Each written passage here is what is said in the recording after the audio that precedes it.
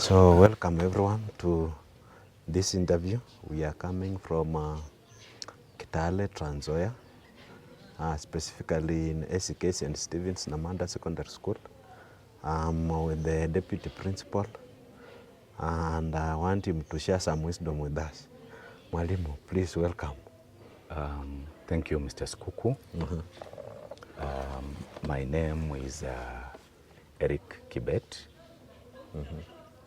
I'm a long-serving teacher of science. Specifically, I teach biology. Sometimes I teach agriculture, but biology is my main subject. I've taught in a number of schools. Yes, sir. ACK and Amanda might be my fourth school. Today,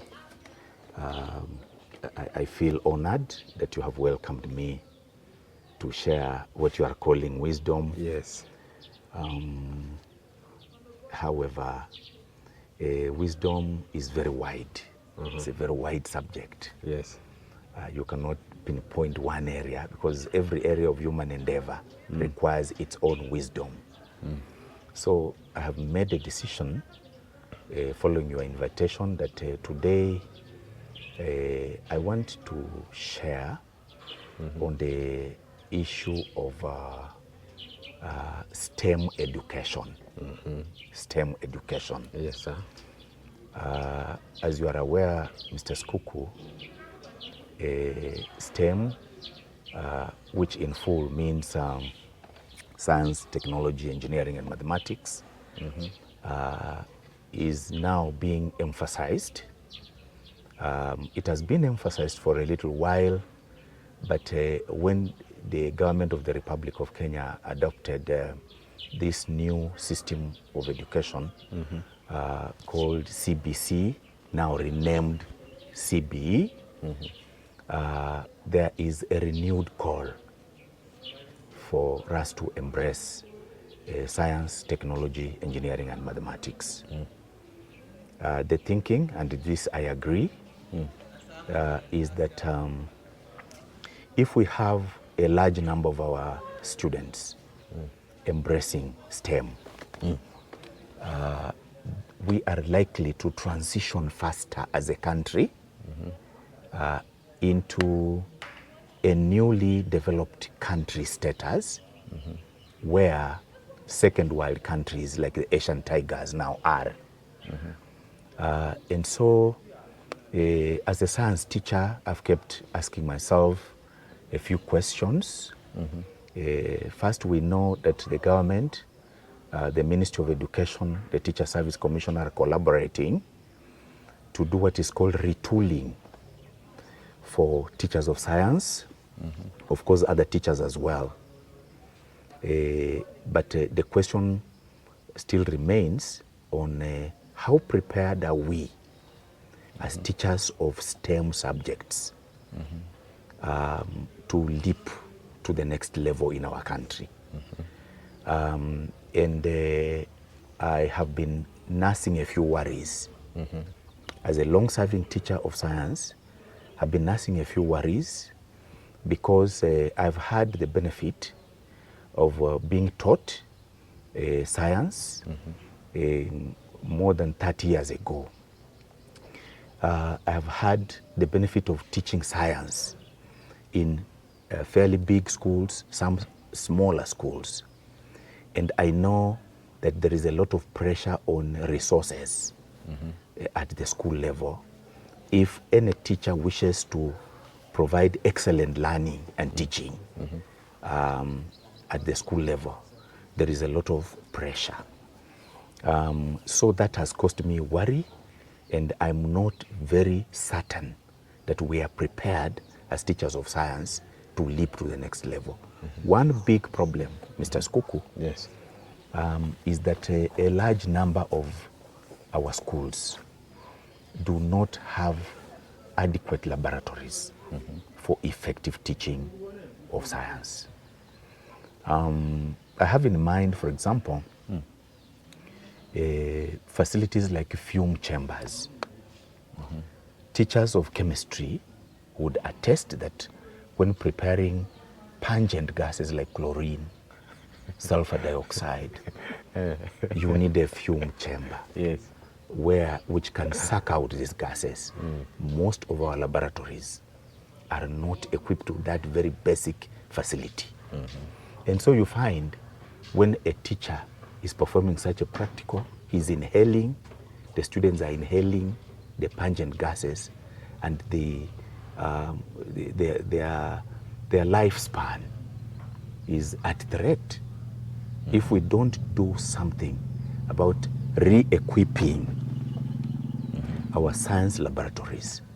I want to urge all stakeholders, maybe the government alone might not be able to sustain that level of expenditure, but I believe all stakeholders, including parents associations in schools, Yes. including CDF committees, let us invest more in science laboratories.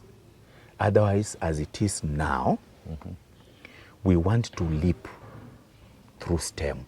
We want to leap our development, but I'm afraid that we are not very well prepared to make that leap. Something else that I feel might threaten our ambition in STEM is that a number of teachers, the teaching methods that we use, I want to put a challenge to my fellow science teachers. You'll find that the majority of teachers now teach science subjects theoretically. So the delivery methods, they want to use lecture method to teach science. My fear is that a science student who does not manipulate, who does not experience glassware in the laboratory. Alimu, now you can pick up from where we left. Thank you, Mr. Skuku. Yes. I was using this interview to issue a challenge to my fellow teachers of science to embrace lab work more. As I've pointed out in my earlier observation, we are aware that our laboratories might not be very safe places for a science teacher because they lack some basic equipment. But I wish, in spite of that, to urge teachers of science to express that to their principals, because some of the principals are not necessarily teachers of science and might not be even aware that their laboratories have problems, so they can't take action on a problem they do not know. Yes. I want to urge teachers of science to be practical oriented.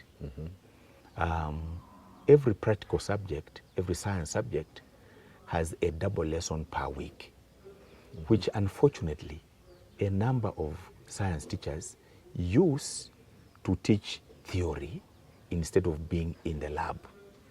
So I want to urge teachers of science, let us embrace practical lessons more. This will achieve two objectives.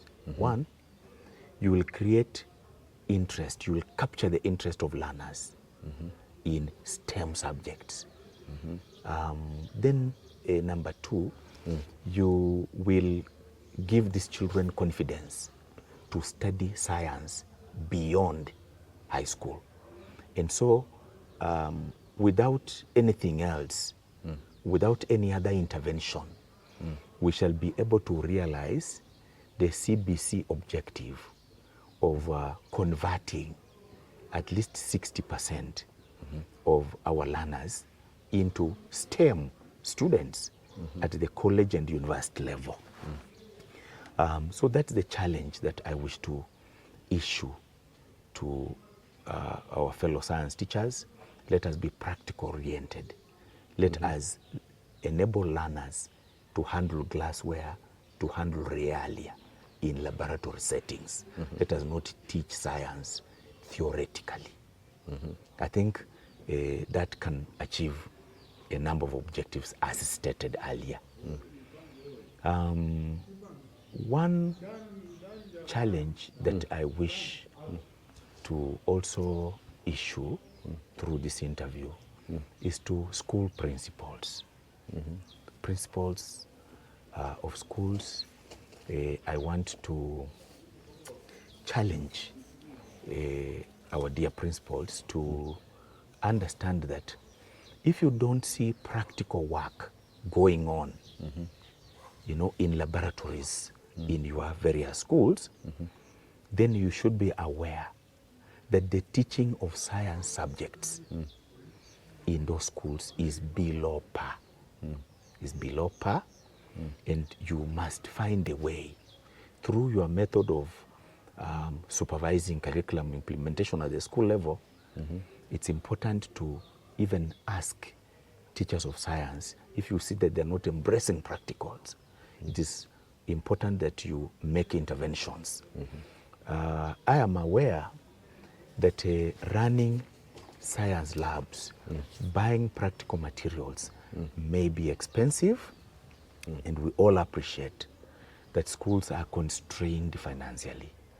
However, if we don't teach these learners effectively, then not only will KCSE results be poor, we shall also not be able to produce the professionals, the science professionals that we so desire. One other thought which is coming to my mind as we talk about STEM today. There was a time in this country, I believe it was either the late 90s or early 2000s, there were suggestions to implement a policy by the Teacher Service Commission where teachers of science would be paid some allowance, which I think would be called the risk allowance, because they are constantly exposed to circumstances which can put them at risk in their daily work. So when people realized that a science teacher was going to earn slightly more than, for example, a teacher of social sciences, the issue became politicized. Said people were asking questions like, do you mean history and government is less important than chemistry? So because of the politicization, that policy went cold. But I want to urge the government of the Republic of Kenya, the Teacher Service Commission, to consider paying some allowance to teachers of science, so that they can do practicals with more confidence. They can buy masks and other protective equipment required when they're handling pungent gases. Generally, they can enable, that allowance can enable teachers of science to go beyond, you know, to go outside of their safe zone and be more active in laboratory settings to help our learners. It should not be politicized. Subjects such as geography, history and government, Christian religious education are just as important as physics, chemistry, biology. But this allowance is not supposed to show that those other subjects, the science subjects, are more important. It's just supposed to be some way of alleviating the daily risks that teachers of science are exposed to on a daily basis. I believe that this will encourage more graduates to venture into science teaching. As we speak now, there is an acute shortage of teachers of science in nearly every school. Mr. Skuku, as you know, like here in Namanda, chemistry is understaffed. Sure. And we struggle on a daily basis to ensure all lessons are done, are covered, leave alone science practicals. So to encourage more school leavers, more college students to choose science teaching as their long-term career commitment, pay something small, which can go in the form of a risk allowance to teachers of science. I believe there are many things to share about the world of STEM. Now, before you continue, Mwalimu, Yes. you have talked of the two categories of schools, big schools and small schools. Yes. And you have taught across the two Yes. schools. Uh-huh. What is the difference between the two? And on the same, will now competency-based education solve the problem of the big and small school, or the dilemma will still continue? Let me begin by answering your first part of the question. Big schools have one advantage, the majority of them. They've got laboratories that were established. Some of them were built even in the colonial era. My own former school, Kakamega High School, had a junior lab and senior lab for each of the 3 science subjects. For many years, I taught at Bungoma High School. And we also had a number of laboratories which are fairly well equipped. The big challenge with those schools, just like in the smaller schools, could be funding to keep these laboratories running, doing practical activities on a daily basis in all forms. By forms, I mean Form 1 up to Form 4. So the challenge in those big schools is different from the challenge in the smaller schools, where even the laboratory, the 4 walls alone are absent. You find schools that don't have lab technicians. So the teacher of science is challenged because he must serve both roles. He must teach science in class, and then he must go and prepare reagents and call in students into the lab. That is too much work for one individual to overcome or to achieve successfully.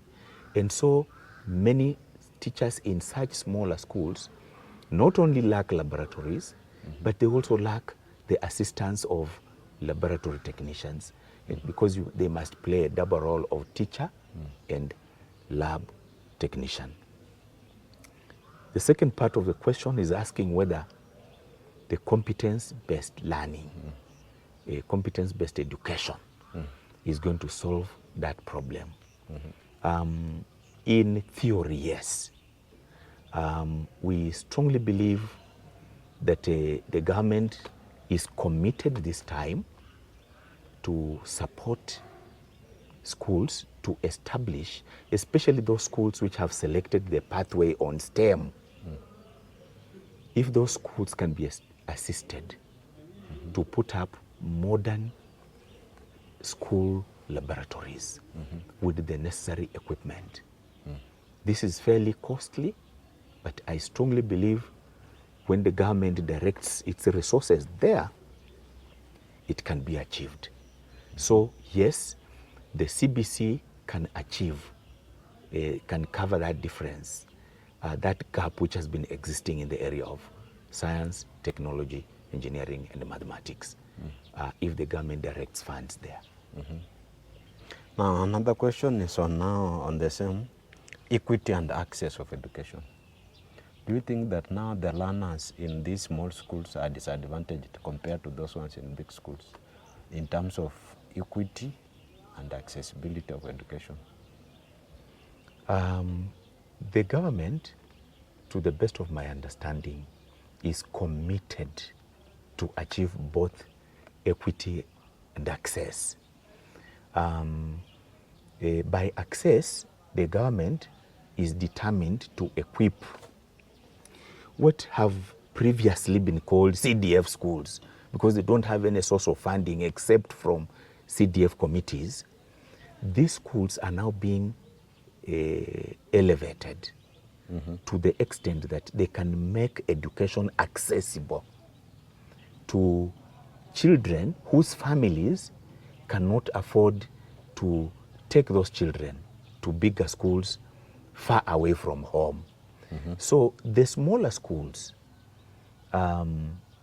which are in the communities, will make educational access more easier to achieve, easier to achieve. Because these are now learners where a child comes in, pays 7,000 shillings per year, and is able to access high school education without having to literally break into the bank. However, as pointed out earlier, many of these schools are still struggling with basic infrastructure that bigger schools already have. We have quoted the example of science laboratories, which many of these smaller schools might not have. Some of these schools do not have enough staffing. For example, in the area of STEM. So I urge the government that if the ministry takes this seriously, the seriousness with which the policies are pronounced, if they can be implemented at the ground level with same seriousness, then let us have these so-called smaller schools. Let's have more teachers. Let's have more laboratories. Let's have more workshops. Let's have more games facilities. For example, construction of a simple basketball court will require about 1 million Kenya shillings, which many of these smaller schools may not have. That's to say that a child who goes to such a smaller school might not have the same opportunity to develop a skill, e.g. in basketball, the way a child who joins, for example, Alliance High School that has several basketball courts, will have.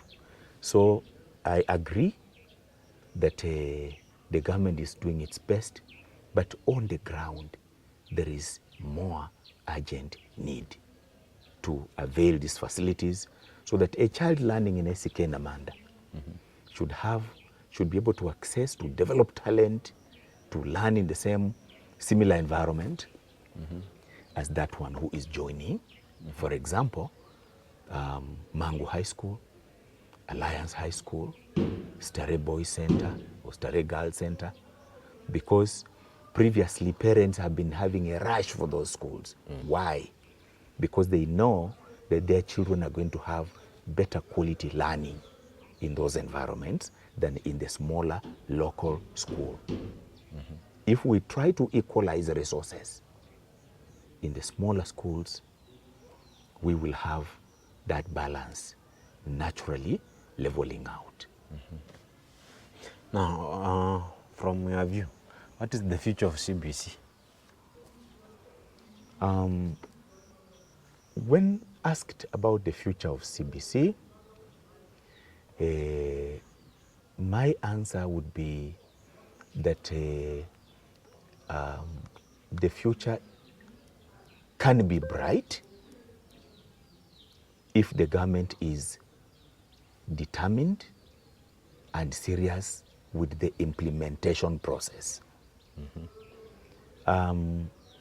Those who were old enough to witness the 844 system coming into existence with the first KCSE class sitting their exams in the year 1989. Those who were old enough to witness, you would remember that the country was prepared under 844 to undergo transformation. But the implementation process failed Kenyans. So I would urge the government that this time round, let us walk the talk. Those of us who are on the ground are prepared. We appreciate that the retooling is helping us get into a mental mindset of implementing the CBC. So on the ground, we are quite ready, and we urge the government to trickle down the policy so that we are all on the same page and we implement this system, which we tout that this system, we believe it can transform the economy of Kenya into second world country or newly industrialized country status, NIC status. We can achieve it through CBC. But if we are serious with the implementation of this system. Now, if you've been given now a position of a cabinet secretary, what will you do differently as a cabinet secretary for education now?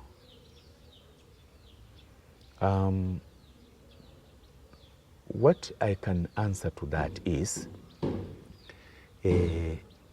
my role is at curriculum implementation.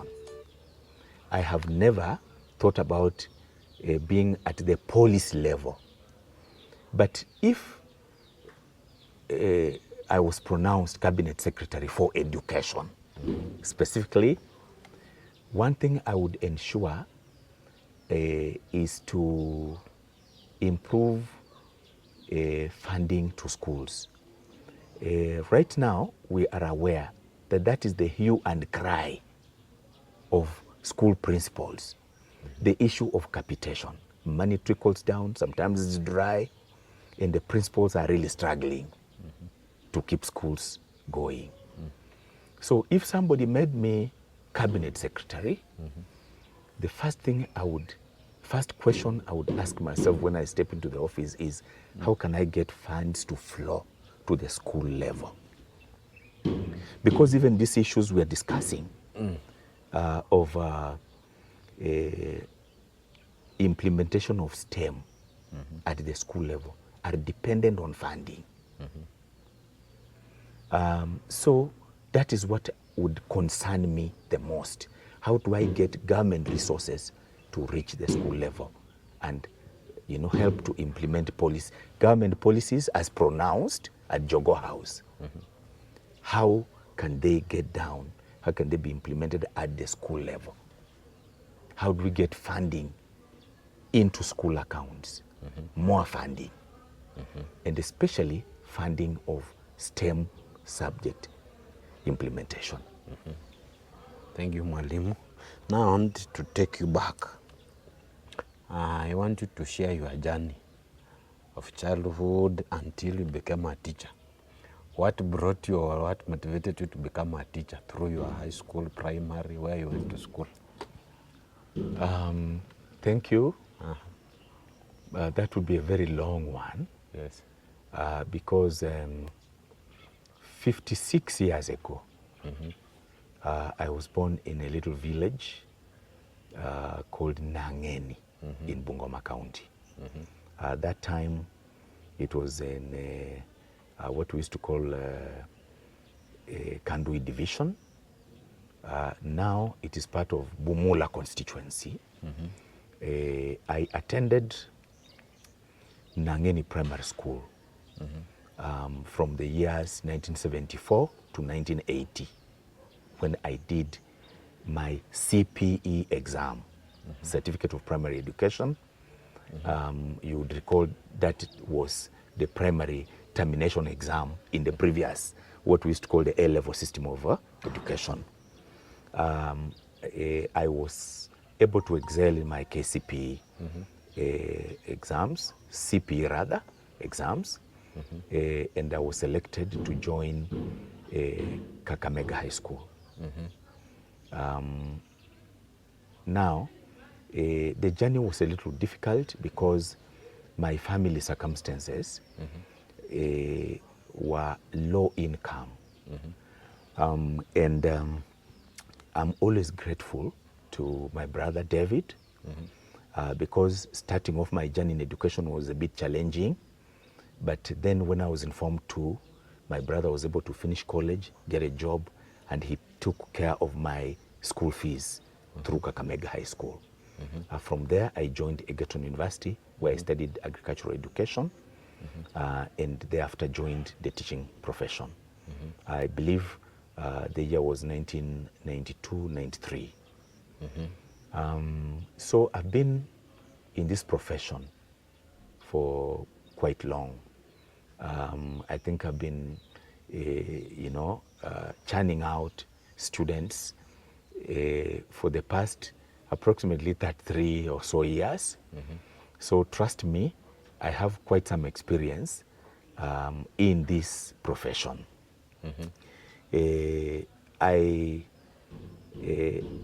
At the school level, I took special interest. My interest was captured in the field of STEM, because I had very effective teachers.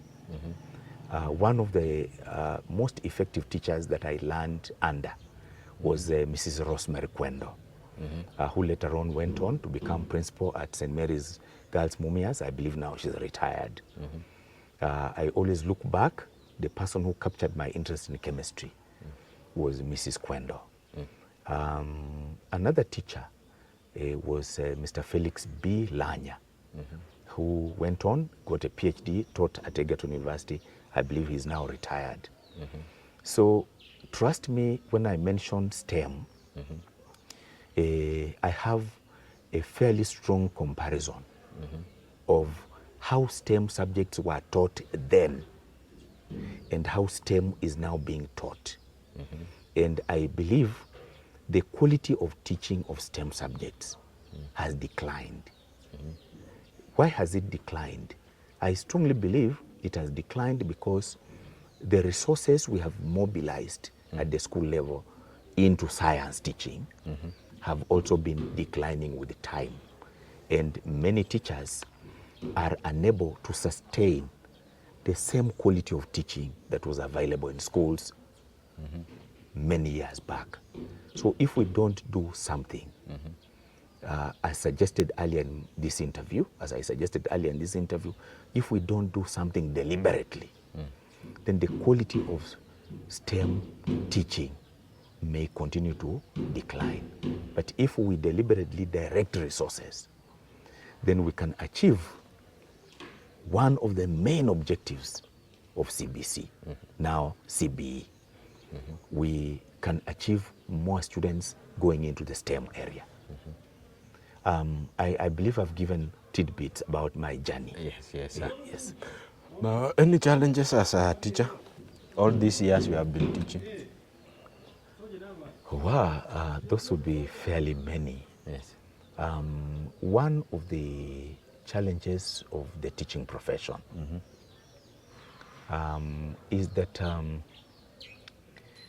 everybody says that teachers can only be paid in heaven for their work. That the work of a teacher is so good.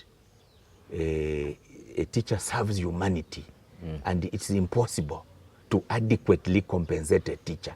So we teachers keep being told that whereas other professions can be paid here on earth, as we cannot be paid enough here because of the good work we do, and therefore we can only be paid in heaven. That has been one of the challenges of the teaching profession. And trust me when I say this, many of children of teachers do not want to become teachers. Why do you think so? The reason is that they see us struggling through life. Raising school fees for them is a challenge. We have to keep going to their schools to request principals to defer payment of fees or to accept installment payments. They don't see us driving good cars. We struggle to make homes. And so compared to other professions, children don't see ours as very admirable professions to join. So I'm sure every teacher knows this, that when you go to your class and ask the top students whether they would like to become teachers, chances are high that those children do not want to become teachers because they see us marking papers at midnight, but they don't see us bringing home the bacon. They see us struggling. So I believe that is one of the challenges that we are going through in the teaching profession. I think another challenge is that generally there is a strong change in attitude of a Kenyan student. In my time, when I was in school, we had more respect for a teacher. We had more commitment to learning. So a teacher's work was more of a facilitator. He facilitated, and then we hit the ground running and went off and read books and made notes and borrowed materials from students in other schools and looked for past papers ourselves, etc. However, today's Kenyan student requires more pushing, so the teacher's work has become harder. There have been many theories suggested why Kenyan children don't want school. Why? And that is a debatable matter. Perhaps one reason could be that there are now more options in life. There is a school of thought, and it's fairly widespread, that you can succeed without having gone through school.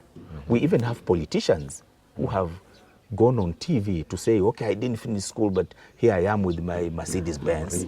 Here I have my fat bank account.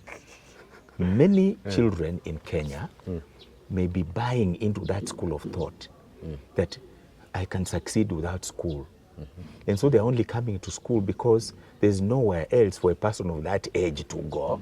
So they've just come to school to grow bigger and then walk away to go and make their money elsewhere. So that kind of attitude has made life harder for a Kenyan teacher. You're trying to teach learners who are not interested in the content you're delivering. So that can be a challenge. And I believe that's a challenge that has swept across the country, whether one teaches in a small school or a big school. I believe we are experiencing that kind of resistance towards the process of learning. There could be other challenges like the ones I mentioned about, like maybe poorly equipped science labs, yet you are expected to deliver good science lessons. Those are some of the challenges that teachers experience from time to time. Now, maybe to summarize, Yes. any advice to young teachers joining the profession? I want to tell young teachers joining the profession that the future of the teaching profession is very bright. A few days ago, I read a warning from the famous IT guru, Bill Gates.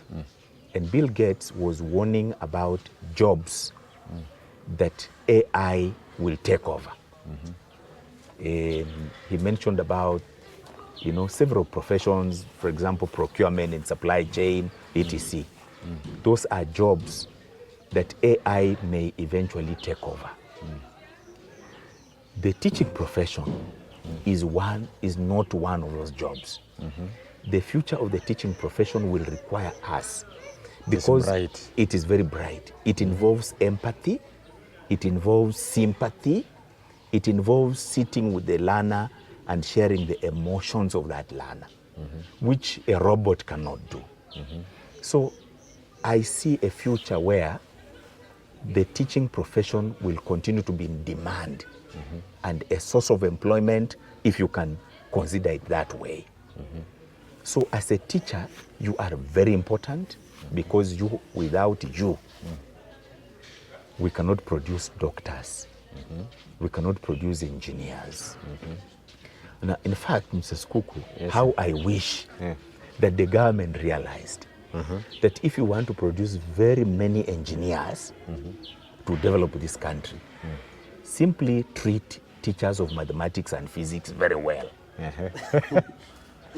How I wish that the government realized, if you want to produce enough doctors in this country, just treat teachers of chemistry and biology very well. We can teach and produce competent young scientists in this country. But the moment you give emphasis on maybe engineers, the engineering profession, and you're not paying any attention to the primary source of those engineers, you'll continue to get it wrong. If you want many STEM graduates, you want many engineers, you want many doctors, you want many scientists, developing treatments against diseases. Treat science teachers very well. You will have enough professionals in all these other fields. That is what I can advise. Treat science teachers. Treat science teachers very well. You want enough lawyers? Treat teachers of history and government, teachers of English. Very well. Will give you enough lawyers.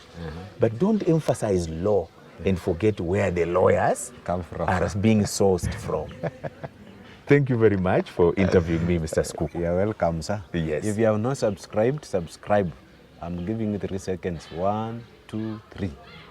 For more content to come. Thank you, Mwalimu. Thank you too, Welcome Mr. back Skuku. again.